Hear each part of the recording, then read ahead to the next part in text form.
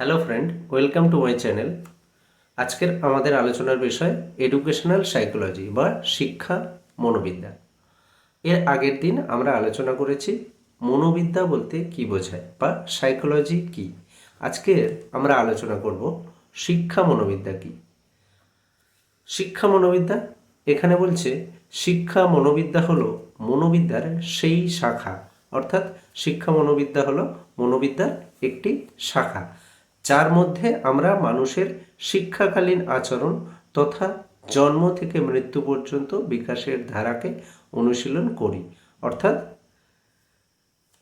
শিক্ষা মনোবিদ্যা মানুষের শিক্ষাকালীন আচরণ নিয়ে অনুশীলন করে, জন্ম থেকে মৃত্যু পর্যন্ত বিকাশের ধারাকে নিয়ে অনুশীলন করে।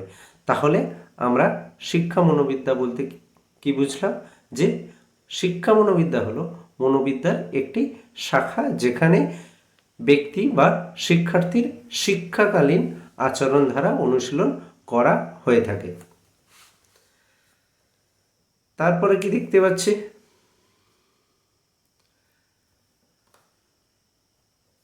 শিক্ষা ও মনোবিদ্যার পার্থক্য। শিক্ষা ও মনোবিদ্যার পার্থক্য আলোচনা করো। এখানে কি বলছে? শিক্ষা ও মনোবিদ্যার সম্পর্ক অত্যন্ত গভীর। আমরা দেখেছি যে শিক্ষা এবং মনোবিদ্যার যে সম্পর্ক সেটা অত্যন্ত নিবিড় বা গভীর বলা যেতে পারে।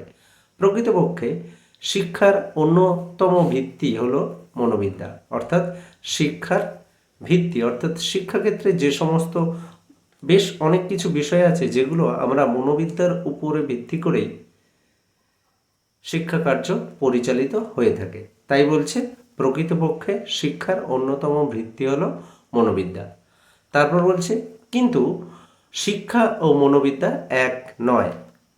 কিন্তু শিক্ষা এবং মনোবিদ্যার মধ্যে সম্পর্ক থাকলেও শিক্ষা এবং মনোবিদ্যা একই নয়। আমরা প্রথমেই বলেছি শিক্ষা হলো একটি বিষয় যেখানে মনোবিদ্যা এবং শিক্ষাকে আমরা এক বলে বিবেচনা করি না।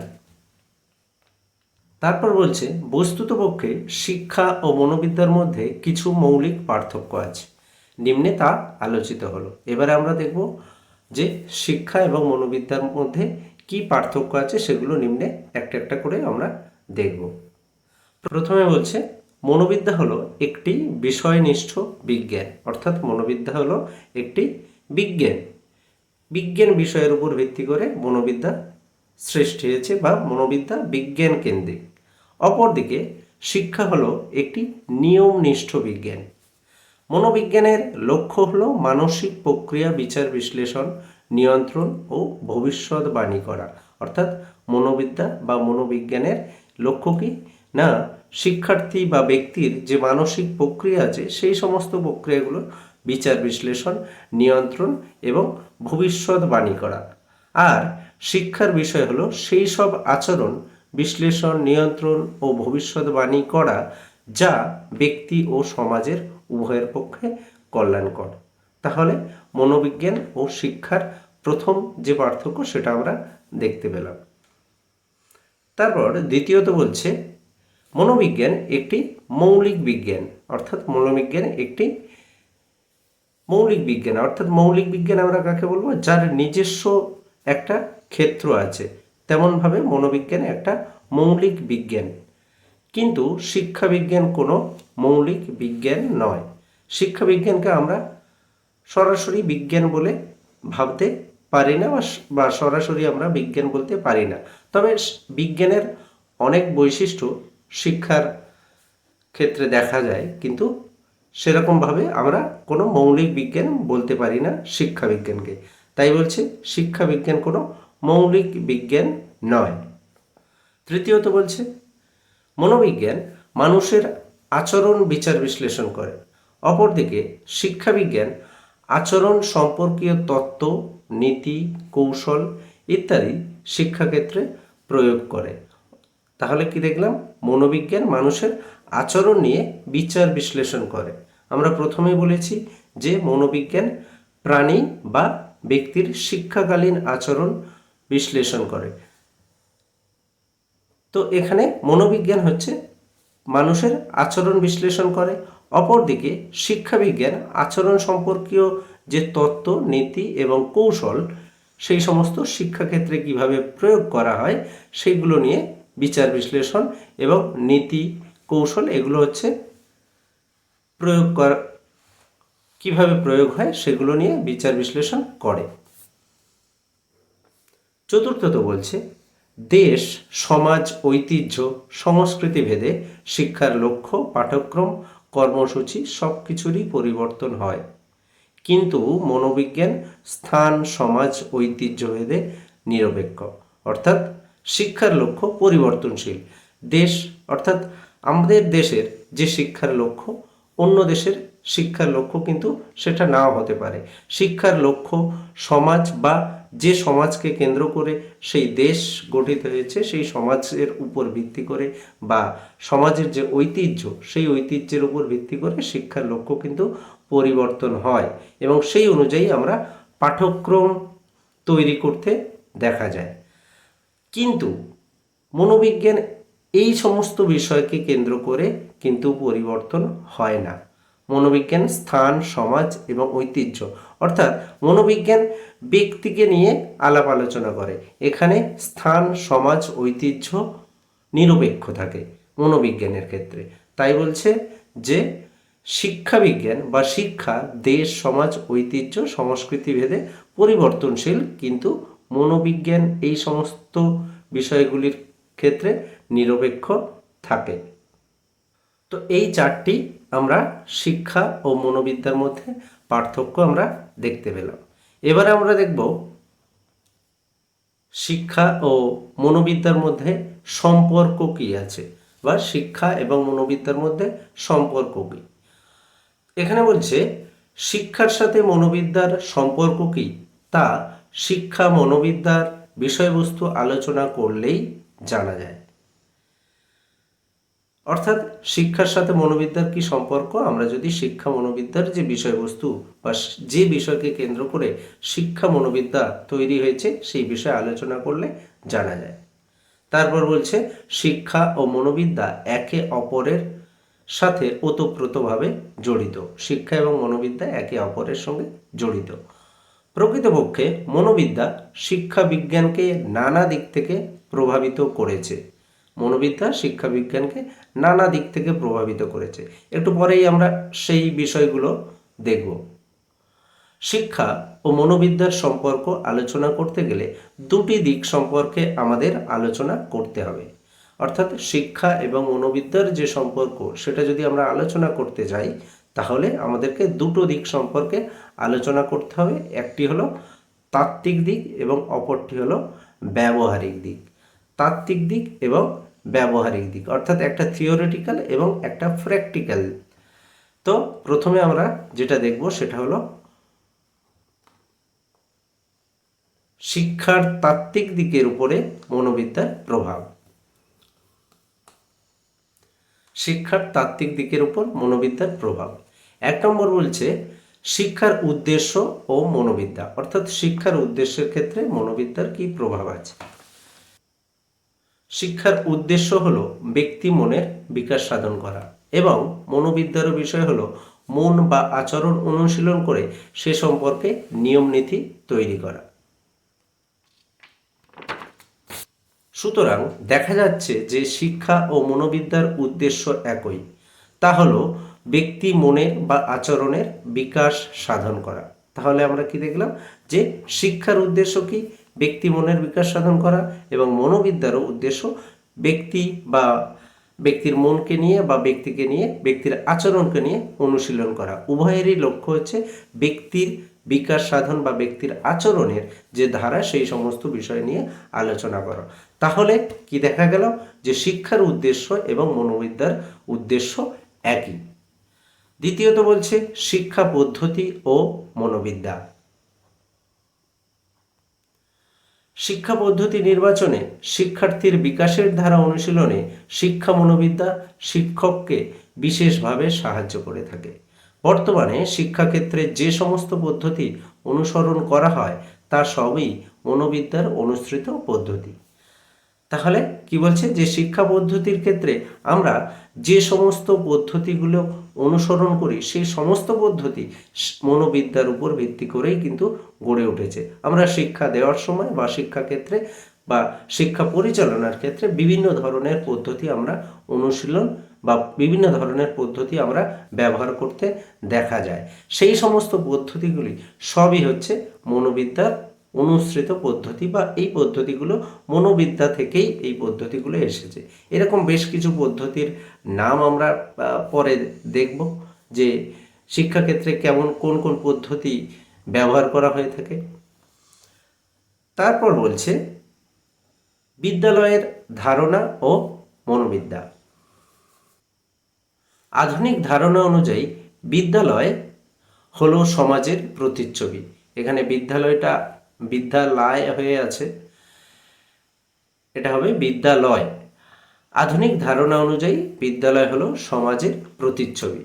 শিক্ষাবিদগণ মনে করেন শিক্ষার্থীরা বিদ্যালয় শিক্ষার মধ্যে দিয়ে জীবনের জন্য প্রয়োজনীয় আচরণ ধারার অনুশীলন করবে। বিদ্যালয় সম্পর্কে এই প্রগতিশীল ধারণা মনোবিদ্যার জ্ঞানের উপরে প্রতিষ্ঠিত। তাহলে কি দেখা গেল যে বিদ্যালয় সম্পর্কে বর্তমানে যে আধুনিক ধারণা, অর্থাৎ বিদ্যালয় হলো সমাজের প্রতিচ্ছবি, বা বিদ্যালয়কে কেন্দ্র করেই বা বিদ্যালয় সম্পর্কে যে চিন্তাভাবনা বা যে বিদ্যালয় সম্পর্কে যে বৈশিষ্ট্যগুলো আমরা এখন দেখতে পাই, বা বিদ্যালয় সম্পর্কে বিভিন্ন শিক্ষাবিদ বা শিক্ষাক্ষেত্রে যে ধারণা আমরা দেখতে পাই, সেটা হলো এই মনোবিদ্যার চিন্তাভাবনা বা মনোবিদ্যার জ্ঞান থেকেই এই ধারণার উৎপত্তি। তারপর বলছে সক্রিয়তাবাদ ও মনোবিদ্যা। আধুনিক শিক্ষার আরেকটি গুরুত্বপূর্ণ তাত্ত্বিক ধারণা হলো সক্রিয়তাবাদ। সক্রিয়তাবাদ বলতে আমরা সাধারণভাবে বুঝি যে অ্যাক্টিভনেস বা কোনো কিছু সক্রিয় থাকা। এখানে ব্যক্তি বা মানুষ বা শিক্ষার্থীর সক্রিয় থাকার কথা বলা হয়েছে। এই সক্রিয়তাবাদের মূল কথা হলো শিশুকে কাজের মাধ্যমে শিখতে হবে, অর্থাৎ প্রত্যেকটা শিশু যখন সে কোনো কিছু শিখবে সে যেন তার কাজের মাধ্যমে শিখে। এটি খেলাধুলা ভিত্তিক শিক্ষার নামান্তর। খেলাধুলা ভিত্তিক শিক্ষা অর্থাৎ যেখানে শিক্ষার্থী খেলতে খেলতে শেখে বা খেলার ছলে সে শিক্ষা গ্রহণ করে। আমরা ধীরে ধীরে এই সমস্ত বিষয়গুলো পরবর্তী লেসনে আমরা দেখব যে খেলাভিত্তিক শিক্ষা কেমন। তো এই যে খেলাভিত্তিক শিক্ষা অর্থাৎ শিক্ষার্থী খেলতে খেলতে অর্থাৎ সক্রিয় থাকতে থাকতেই সে শিখবে, বা শিক্ষার্থীকে শিক্ষা দিতে গেলে আগে তাকে সক্রিয় করতে হবে। এই যে চিন্তাভাবনা, এই চিন্তাভাবনাও মনোবিদ্যার জ্ঞানের উপরে প্রতিষ্ঠিত। এই শিক্ষা সম্পর্কে এই যে তাত্ত্বিক বিষয়গুলো বা থিওরিটিক্যাল যে সমস্ত বিষয়, এই সমস্ত কিছুই হচ্ছে মনোবিদ্যার জ্ঞানের দ্বারা প্রতিষ্ঠিত বা মনোবিদ্যার উপর প্রতিষ্ঠিত। এই তাত্ত্বিক ধারণাগুলো আমরা শিক্ষাক্ষেত্রে ব্যবহার করে থাকি। এরপর আসছে শিক্ষার ব্যবহারিক দিকের উপরে মনোবিদ্যার প্রভাব। প্রথমে আসছে পদ্ধতি ও মনোবিদ্যা। আধুনিক শিক্ষায় যে সমস্ত শিক্ষা পদ্ধতি অনুসরণ করা হয়, যেমন ইন্দ্রিয় সক্রিয়তা, প্রজেক্ট পদ্ধতি ইত্যাদি, এছাড়া ব্যক্তি স্বাতন্ত্র্যের নীতি, পাঠ পরিকল্পনা রচনা ইত্যাদি সবই মনোবিদ্যা থেকে নেওয়া হয়েছে। একটু আগেই বলা হয়েছে যে শিক্ষাক্ষেত্রে বিভিন্ন ধরনের পদ্ধতি অবলম্বন করা হয়, বা শিক্ষা দেওয়ার ক্ষেত্রে বিভিন্ন ধরনের পদ্ধতি আমরা চয়ন করে থাকি। তো এখানে ইন্দ্রিয় সক্রিয়তা অর্থাৎ ইন্দ্রিয় সক্রিয়তার মূল বিষয় হলো যে আমাদের যে পঞ্চ ইন্দ্রিয় আছে সেই ইন্দ্রিয়গুলিকে আমরা যত বেশি শিক্ষার সময় কাজে লাগাতে পারবো বা শিখনের ক্ষেত্রে কাজে লাগাতে পারবো, তত বেশি শিক্ষার্থী সক্রিয় থাকবে এবং সেই শিক্ষা শিক্ষার্থীদের কাছে তত বেশি গ্রহণযোগ্য হবে। এটা হলো ইন্দ্রিয় সক্রিয়তা, অর্থাৎ ইন্দ্রিয়গুলোকে আরও বেশি করে সক্রিয় করা। যেমন হচ্ছে কি, আমরা যখন কোনো কিছু দেখে পড়ি এবং যখন সেই বিষয় সম্পর্কে শুনি, তো যখন আমরা শুনছি এবং দেখছি সেখানে আমাদের দুটো ইন্দ্রিয় কিন্তু অ্যাক্টিভ থাকছে সব থেকে বেশি। একটি হচ্ছে চোখ এবং আরেকটি হচ্ছে কান। কিন্তু যখন সেই বিষয়টা শুধুমাত্র শোনা হয় তখন কিন্তু একটি বিষয় আমাদের বা একটি ইন্দ্রিয় হচ্ছে আমাদের অ্যাক্টিভ থাকে, সেটা হচ্ছে শুধুমাত্র কান। তো সেক্ষেত্রে যে জিনিসটা আমরা দেখব এবং তার সাথে সাথে শুনব সেই জিনিসটা আমাদের বেশি মনে থাকে। এটাই হলো ইন্দ্রিয় সক্রিয়তা। অর্থাৎ কোনো কিছু শিখনের ক্ষেত্রে বা কোনো কিছু শেখার ক্ষেত্রে যত বেশি ইন্দ্রিয়কে আমরা ব্যবহার করতে পারবো, তত বেশি সেই শিক্ষা আমাদের কাছে বা সেই শিখনটি আমাদের কাছে তত বেশি গ্রহণযোগ্য বা তত বেশি ভালো হবে। তারপরে প্রজেক্ট পদ্ধতি। এখন বর্তমানে স্কুলে আমরা বিভিন্ন ধরনের প্রজেক্ট বা প্রজেক্টের মাধ্যমে শিক্ষার কথা বলি বা প্রজেক্টের মাধ্যমে বিভিন্ন কাজকর্মের কথা বলি। এই যে প্রজেক্ট পদ্ধতি, এই প্রজেক্ট পদ্ধতি এগুলো সবই কিন্তু মনোবিদ্যা থেকেই নেওয়া হয়েছে। তারপর হচ্ছে ব্যক্তি স্বাতন্ত্র্যের নীতি। ব্যক্তি স্বাতন্ত্র্যের নীতি হচ্ছে কি না, প্রত্যেকটা ব্যক্তি ব্যক্তির থেকে আলাদা, আমরা সবাই সবার থেকে আলাদা। এই যে নীতি এবং পাঠ পরিকল্পনা, বর্তমানে যে শিক্ষাক্ষেত্রে বা শিক্ষা দেওয়ার ক্ষেত্রে যে পাঠ পরিকল্পনা রচনা করা হয়, এই সমস্ত চিন্তাভাবনাই কিন্তু মনোবিদ্যার উপর ভিত্তি করে তৈরি হয়েছে বা মনোবিদ্যার জ্ঞানের উপরে ভিত্তি করেই শিক্ষাক্ষেত্রে এই ব্যবহারিক দিকগুলো আমরা চয়ন করে থাকি। দ্বিতীয়ত পাঠ্যক্রম ও মনোবিদ্যা। বর্তমান শিশুকেন্দ্রিক শিক্ষায়, তাহলে বর্তমানে যে শিক্ষা সেটা হচ্ছে কি শিশুকেন্দ্রিক শিক্ষা। তো এই শিক্ষায় পাঠ্যক্রম রচনার ক্ষেত্রে যে সমস্ত নীতি অনুসরণ করা হয় তা হলো মনোবিদ্যার চিন্তাভাবনা। অর্থাৎ পাঠ্যক্রম রচনা করার সময় বেশ কিছু দিককে আমাদের মনে রাখতে হয়। আমরা যখন পাঠ্যক্রম সম্পর্কে আলোচনা করব বা পাঠ্যক্রম সম্পর্কে জানবো, তখন আমরা এই নীতিগুলো সম্পর্কে জানবো বা বুঝতে পারবো। তো এই পাঠ্যক্রম রচনার ক্ষেত্রে এই যে সমস্ত নীতি অনুশীলন বা অনুসরণ করা হয়, সেগুলো সবই হচ্ছে মনোবিদ্যার চিন্তাভাবনা। তার মধ্যে একটি নীতি হলো ব্যক্তি স্বাতন্ত্র্যের নীতি। অর্থাৎ প্রত্যেকটা ব্যক্তি যাতে প্রাধান্য পায় বা প্রত্যেকটা ব্যক্তির যে চিন্তাভাবনা, প্রত্যেকটা ব্যক্তির যে বুদ্ধি, প্রত্যেকটা শিক্ষার্থীর থেকে আলাদা, সেই দিকের উপর বিবেচনা করে বা সেই দিকটিকে মাথায় রেখে পাঠ্যক্রম রচনা করা হয়ে থাকে। এই যে চিন্তাভাবনাগুলো সবই হচ্ছে মনোবিদ্যার উপর ভিত্তি করে তৈরি হয়েছে। তৃতীয়ত বলছে আচরণগত সমস্যা ও মনোবিদ্যা। অর্থাৎ আচরণগত সমস্যা, শিক্ষাক্ষেত্রে বা শ্রেণীকক্ষে শিক্ষার্থীর বিভিন্ন অপসঙ্গতিমূলক আচরণ দেখা যায়। আমরা দেখতে পাই যে শ্রেণীকক্ষে বা একটি বিদ্যালয়ে বিভিন্ন ধরনের শিক্ষার্থী আছে। তো এই বিভিন্ন ধরনের শিক্ষার্থীদের অনেকের মধ্যে বিভিন্ন ধরনের অপসঙ্গতিমূলক আচরণ দেখা যায়। অর্থাৎ অপসঙ্গতিমূলক আচরণ বলতে খারাপ আচরণ, এমন কিছু আচরণ আছে যেগুলো সমাজ বহির্ভূত বা যে বিষয়গুলো তাদের মধ্যে অনেক সমস্যা তৈরি করে, সেই সমস্ত অপসংহতিমূলক আচরণ দেখা যায়। এই অপসংহতিমূলক আচরণ দেখা গেলে সেইগুলো নিরাময়ের একমাত্র পথ হলো কিন্তু মনোবিদ্যার। এই জন্য আমরা বিভিন্ন সময় দেখতে পাই বা বিভিন্ন স্কুলে আমরা দেখতে পাই যে সাইকোলজির বিভিন্ন টিচার হচ্ছে আমরা স্কুলে রাখা হয়। তার কারণ হচ্ছে এই বিভিন্ন ধরনের যে অপসংহতিমূলক আচরণ শিক্ষার্থীদের মধ্যে, সেগুলোকে নিরাময়ের জন্য বা সেই সমস্যার সমাধানের জন্য আমরা এই ধরনের টিচার, অর্থাৎ যাদের মনোবিজ্ঞান সম্পর্কে ধারণা বা মনোবিদ্যা সম্পর্কে যাদের জ্ঞান আছে, সেই ধরনের শিক্ষককে আমরা রাখতে দেখি। অর্থাৎ যারা আমরা বলে থাকি যে এরা কাউন্সিলার, অর্থাৎ যারা কাউন্সিলিং করে, এরা হচ্ছে বিশেষত মনোবিদ্যার উপর ভিত্তি করে বা মনোবিদ্যার জ্ঞানের উপর ভিত্তি করে তাদের এই কাউন্সিলিংটা করে থাকে। তো এই যে অপসংহতিমূলক আচরণ শিক্ষার্থীদের মধ্যে, এই অপসংহতিমূলক আচরণ দূর করার জন্যেও আমরা কিন্তু মনোবিদ্যার আশ্রয় নিয়ে থাকি।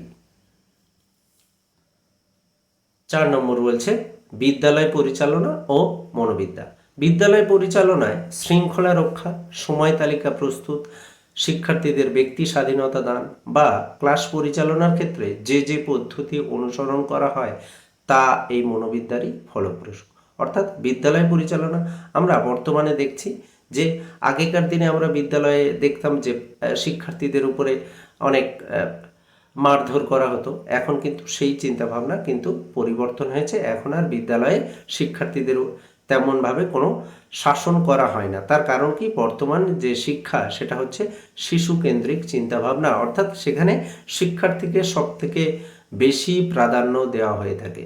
তো এই যে চিন্তাভাবনা, অর্থাৎ বিদ্যালয় পরিচালনা করার সময় এই যে শিক্ষার্থীদের শৃঙ্খলা রক্ষার ক্ষেত্রে তাদের সেলফ ডিসিপ্লিন বা আত্মশৃঙ্খলা, অর্থাৎ তারা নিজেরাই নিজেদেরকে শৃঙ্খলিত করবে, এই যে চিন্তাভাবনাগুলো, বা সময় তালিকা যখন প্রস্তুত করা হয়, অর্থাৎ ক্লাস রুটিন যখন প্রস্তুত করা হয়, সাধারণভাবে দেখা যায় যে যে সমস্ত বিষয়গুলো তুলনামূলকভাবে একটু বেশি কঠিন, সেই সমস্ত বিষয়গুলো ক্লাসের বা দিনের শুরুর দিকে দেওয়া হয়, এবং যে সমস্ত বিষয়গুলো তুলনামূলকভাবে সহজ সেগুলো দিনের শেষের দিকে দেওয়া হয়। এই যে চিন্তাভাবনা, এগুলো হচ্ছে এই সাইকোলজির যে চিন্তাভাবনা বা মনোবিদ্যার যে চিন্তাভাবনা, এই চিন্তাভাবনার উপর ভিত্তি করেই কিন্তু এই বিদ্যালয় পরিচালনার ক্ষেত্রে মনোবিদ্যার আশ্রয় নেওয়া হয়ে থাকে, বা বিদ্যালয় পরিচালনার ক্ষেত্রে মনোবিদ্যাকে ব্যবহার করা হয়ে থাকে। তো এই সমস্ত দিকগুলি ছাড়াও আমরা মনোবিদ্যার আরও বিভিন্ন দিক আছে যেগুলো শিক্ষাক্ষেত্রে বিভিন্নভাবে প্রভাব বিস্তার করে থাকে বা শিক্ষাক্ষেত্রকে বিভিন্নভাবে সাহায্য করে থাকে। আমরা এই কয়েকটি বিষয় সম্পর্কে জানলাম। তো তাহলে আমরা বলতে পারি যে শিক্ষা এবং মনোবিদ্যার সম্পর্ক অতি নিবিড়, বা শিক্ষা এবং মনোবিদ্যার সম্পর্ক একে অপরের সঙ্গে, একে অপরের উপর ভর দিয়ে পুরো পদ্ধতিটা হচ্ছে পরিচালনা, এই পুরো পদ্ধতিটা হচ্ছে চলতে থাকে। অর্থাৎ শিক্ষা ক্ষেত্রে বিভিন্ন ধরনের পদ্ধতি বা বিভিন্ন ধরনের জ্ঞান, যেগুলো হচ্ছে মনোবিদ্যার উপর ভিত্তি করেই তৈরি হয়েছে, বা মনোবিদ্যাকে কেন্দ্র করে সেই সমস্ত বিষয়গুলো শিক্ষাক্ষেত্রে পরিচালিত হয়ে থাকে। সেই জন্য আমরা শিক্ষা মনোবিদ্যাকে মনোবিদ্যার ফলিত শাখা বলে থাকি। ফলিত শাখা অর্থাৎ অ্যাপ্লাইড যে বা ব্যবহারিক ক্ষেত্র আমরা বলে থাকি। তার কারণ কি, মনোবিদ্যার জ্ঞানকে শিক্ষাক্ষেত্রে প্রয়োগ করা হয়ে থাকে। তো এই দিক থেকে আমরা বলতে পারি যে শিক্ষা এবং মনোবিদ্যার সম্পর্ক অতি নিবিড়। এই কয়েকটি বিষয় আজকের আমরা জানলাম। তো প্রথমে আমরা দেখলাম শিক্ষা মনোবিদ্যা কি, তারপরে কি শিক্ষা ও মনোবিদ্যার মধ্যে কি পার্থক্য আছে, তারপরে কি দেখলাম শিক্ষা এবং মনোবিদ্যার মধ্যে কি সম্পর্ক আছে। এবারে আমরা কয়েকটি বিষয় একটু মনে রাখার চেষ্টা করব। প্রথম হচ্ছে কি, প্রজ্ঞামূলক মনস্তত্ত্বের সমর্থক হলেন আশুবেল, পিয়াজে, জ্ঞানে, ব্রুনার। অর্থাৎ প্রজ্ঞামূলক মনস্তত্ত্ব বা মনোবিদ্যা দুটো দিক আছে, একটা হচ্ছে প্রজ্ঞামূলক দিক এবং মানবতাবাদী দিক। এটা হচ্ছে আধুনিক চিন্তাভাবনা। আধুনিক যে চিন্তাভাবনা, সেই চিন্তাভাবনা অনুযায়ী মনোবিদ্যা বা মনস্তত্ত্বের দুটো দিককে বিশেষ করে গুরুত্ব দেওয়া হয়ে থাকে। একটি হলো প্রজ্ঞামূলক মনস্তত্ত্ব, আর একটা হচ্ছে মানবতাবাদী মনস্তত্ত্ব। তো প্রজ্ঞামূলক মনস্তত্ত্বের যে সমস্ত সমর্থক, সেগুলো হলো আশুবেল, তারপর হচ্ছে পিয়াজেট, জ্ঞানে বলা হয়ে থাকে, এবং ব্রুনার। এই প্রত্যেকটা ব্যক্তি অর্থাৎ আশুবেল, পিয়াজে, জ্ঞানে, ব্রুনার, এদের প্রত্যেকেরই কিন্তু বিভিন্ন সাইকোলজিক্যাল থিওরি আছে, যে থিওরিগুলো আমরা পরবর্তী সময়ে আলোচনা করব। তারপরে কার্ল রজার্স, যাকে বলা হয় মানবতাবাদী, তিনি হলেন মানবতাবাদী মনস্তত্ত্বের প্রতিকৃত। তারপরে একটা বিষয় আছে, দ্য টিচার টিচিস জন ল্যাটিন। এই যে বিষয়টা, এই লাইনটা হচ্ছে অনেক সময় পরীক্ষাতে আসে যে এই লাইনটা কে বলেছিল। এটা বলেছিল হচ্ছে অ্যাডামস। এর মানে এই লাইনটার মানে হলো যে শিক্ষক শুধুমাত্র শিক্ষা দেবে না, শিক্ষককে শিক্ষা দিতে গেলে যেমন জনকে অর্থাৎ শিক্ষার্থীকেও জানতে হবে, তেমন এই তার সাথে সাথে তার ভাষাগত জ্ঞান অর্থাৎ তার শিক্ষাগত যে জ্ঞান, শুধু শিক্ষা দিলে হবে না, শিক্ষা দিতে গেলে তাকে শিক্ষার্থীর সম্পর্কেও জানতে হবে, মানে জনের সম্পর্কেও জানতে হবে, এবং সে ল্যাটিন ভাষায়ও সে যেন পারদর্শী হয়ে থাকে। অর্থাৎ তার শিক্ষাগত নলেজও থাকবে এবং শিক্ষার্থীকেও সে জানবে। তারপরেরটা কি বলছে, জাডের একটি বক্তব্য, সেটা হচ্ছে শিক্ষা মনোবিদ্যা হলো মনোবিদ্যার সেই শাখা যা ব্যক্তির জন্ম থেকে মৃত্যু পর্যন্ত তার বিকাশের ধারাকে অনুশীলন করে। এটা আমরা শিক্ষা মনোবিদ্যার প্রথমেই শিক্ষা মনোবিদ্যার সংজ্ঞায় আমরা দেখেছি। এটা কে বলেছে? জাড বলেছে। তারপরে শিক্ষা মনোবিদ্যার কাজ কি? শিক্ষণকে সহজতর করার পদ্ধতি অনুসরণ করা, শিক্ষকের পাঠদানের ক্ষমতা বৃদ্ধি করা এবং শিক্ষার্থীদের আচরণগত সমস্যা দূর করা, এটাই হলো শিক্ষা মনোবিদ্যার কাজ। এই কয়েকটি বিষয় একটু আমাদের মনে রাখতে হবে। আজ তাহলে এই পর্যন্ত। ধন্যবাদ।